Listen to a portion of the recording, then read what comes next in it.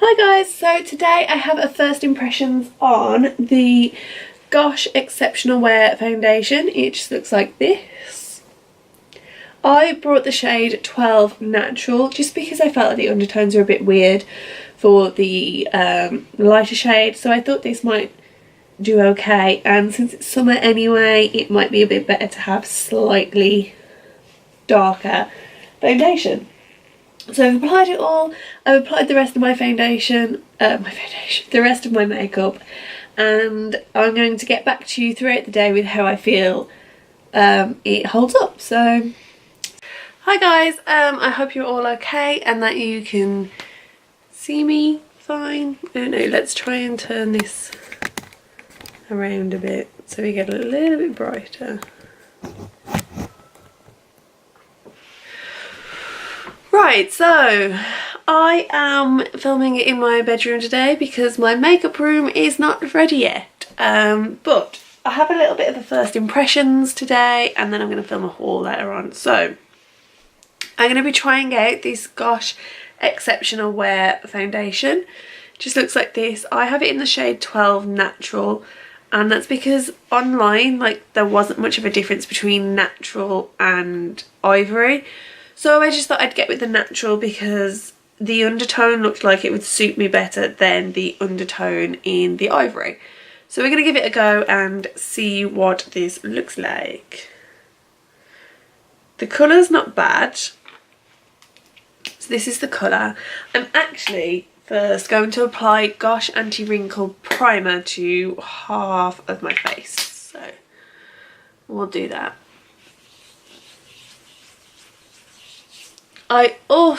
This little green sponge that I'm using is a eco-friendly sponge. I know that sounds really weird, but the sponge is eco-friendly. So all the packaging is eco-friendly, it's all recycled. The sponge is made out of some sort of spongy material that's good for the environment. The dyes that are used in the sponge are all vegetable dyes, so it's made from natural, recycled and sustainable materials that are compostable, recyclable and biodegradable. So you could actually put this in your compost bin at the end of it. So that's pretty cool. That's this is from the company So Eco, and it only cost me a few quid, so not too shabby. I do have to say that I don't have a lot of selection foundation wise, so I'm going to start with my unprimed side of the face. This foundation is really very sheer. Might need quite a lot of this. Doesn't give a lot of coverage, so I'm just going to take some more. Also, I don't know if it's just sinking into the sponge, although I've wet it to try and avoid that. This sponge is also quite hard. I've not used it before, so kind of first impressions on both parts. It's not very soft, the sponge, so not really into this. Yeah, this has got very minimal coverage, so I mean not bad, since the weather's nice and I don't like having a lot of stuff on my face, but oh, it's so much better on prime side.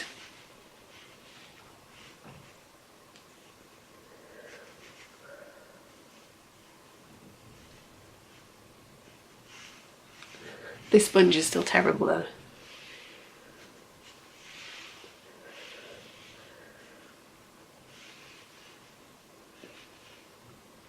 I think it's really dark. I should probably change where I am, but basically I can't. We're stuck with this angle for a little bit. I will show you the foundation though in some better lighting because this is just atrocious.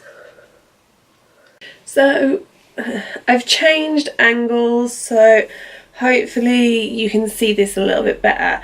I'm not quite zoomed in though, so I don't know what you can and what you can't see.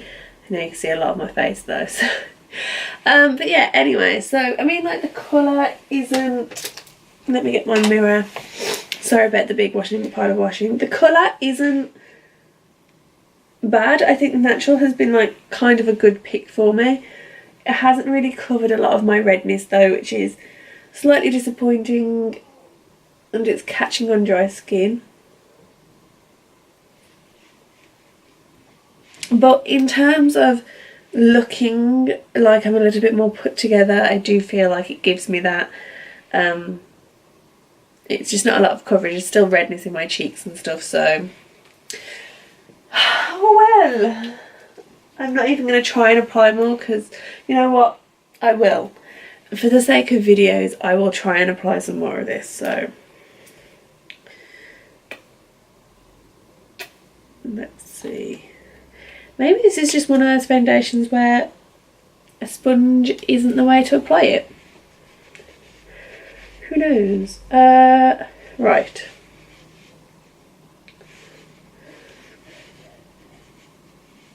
It's not terrible when you apply an extra layer over the top, but it's not the best. Like, I feel like it's starting to clump a little bit and settle and not look too great, so I'm not sure how I'm going to like this throughout the day, but we'll see. Maybe it will like grow on me and get better, who knows.